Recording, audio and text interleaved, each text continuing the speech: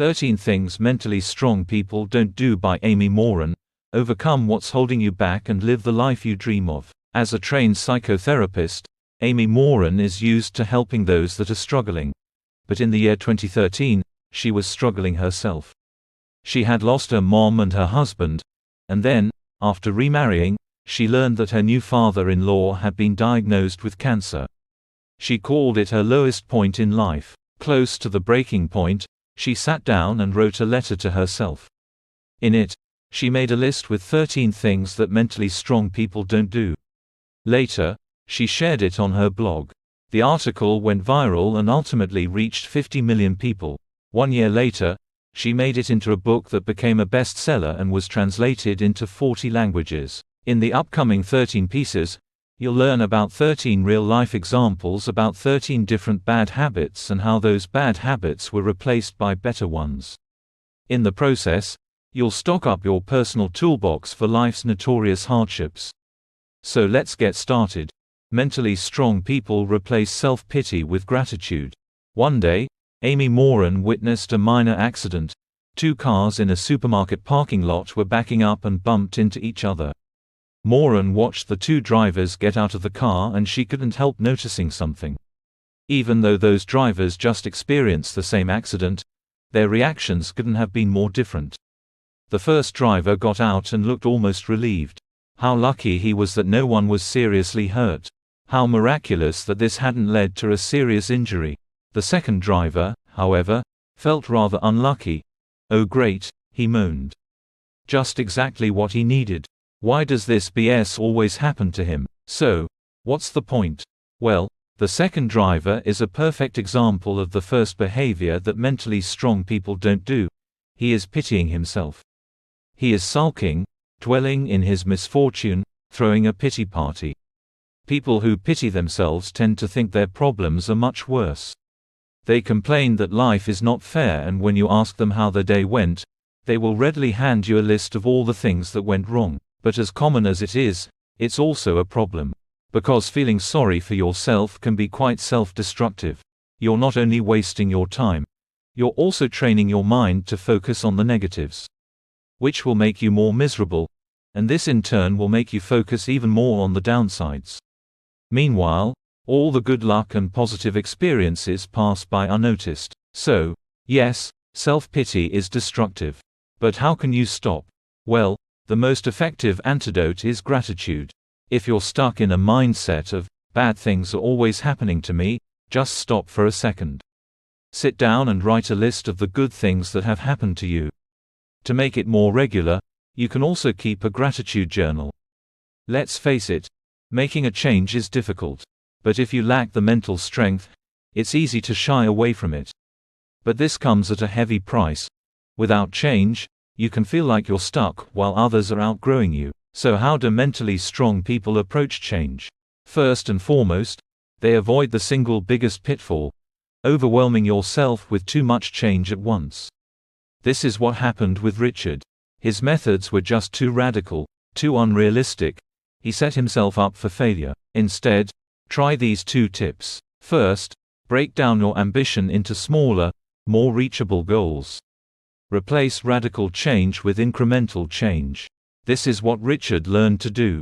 Instead of wanting to lose 75 pounds at once, he now strived to lose 5 pounds as a first step. And, secondly, make a plan. This means you craft concrete action steps that are easy to follow. For example, Richard started a food journal to keep track of his eating and prepared lunch instead of eating out.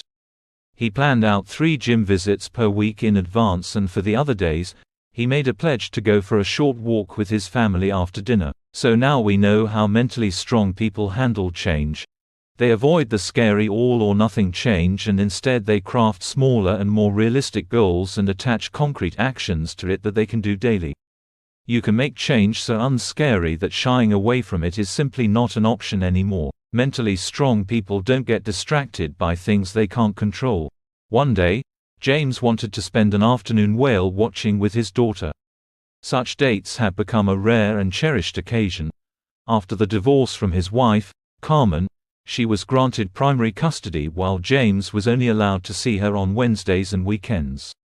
To make things even more complicated, the divorced parents were competing over their daughter's favor, trying to trump one another with gifts and fun activities.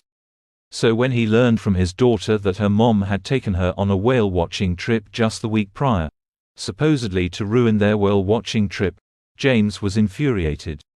Instead of enjoying the rare quality time with his daughter, he sent angry text messages to his ex-wife.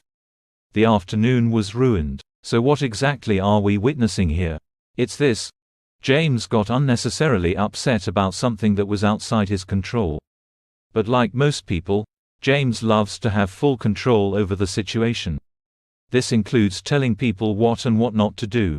But this just made the situation worse, spoiling the already rare quality time with his daughter. Mentally strong people, on the other hand, develop a balanced sense of control. They have a good grip of what they can and cannot control and therefore invest their time and energy more wisely. The first step here is clear. You need to acknowledge that there are some things you won't be able to change. For example, you won't be able to force your child to be an A+ student, you can't force people to follow your advice, and you cannot control illnesses or the weather. Once you've accepted that some things are out of your control, you can focus on what's actually in your sphere of influence. And then you make the best out of the circumstances. Which brings us back to James.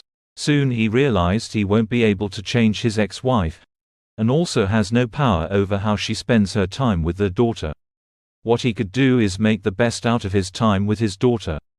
So instead of complaining or dragging his ex-wife to court over custody, he learned to be more present and enjoy every bit of time he gets to have with his daughter. Always wanting to please others doesn't work, and being ready to sometimes displease makes you stronger. This time, let's say hi to Megan. Megan had a relatable problem. She felt constantly stressed. The to-dos seemed to pour in from all sides. Church members asked her to quickly bake some muffins for Sunday service, her sister needed her as a babysitter, and her cousin always came over with some last-minute favor to ask. Soon it became clear that Megan's stress had a particular reason. It was because she had a hard time saying no. Or, in other words, she was a people pleaser. Being nice is, well, nice. But it becomes a problem if you're being too nice. First of all, people who tend to be too nice can be easily taken advantage of. Since they disagree, they will rather say yes than risk a conflict. Not only are they constantly concerned about what other people think about them, they will also go to great lengths to change their behavior so that they appear more likable, often at the expense of their own desires and wishes. It's not hard to guess what's wrong with this sort of behavior. If you always focus on other people's needs, you're not gonna get your own needs met. Not only is it extremely stressful, it can also damage your relationships. That's what happened with Megan. Because she always said yes to the short-term requests of her cousin, she grew frustrated and behaved irritably toward her own family. Sometimes she'd even miss dinner or couldn't put her kids to bed. So if you find yourself to be an overly agreeable person, what can you do?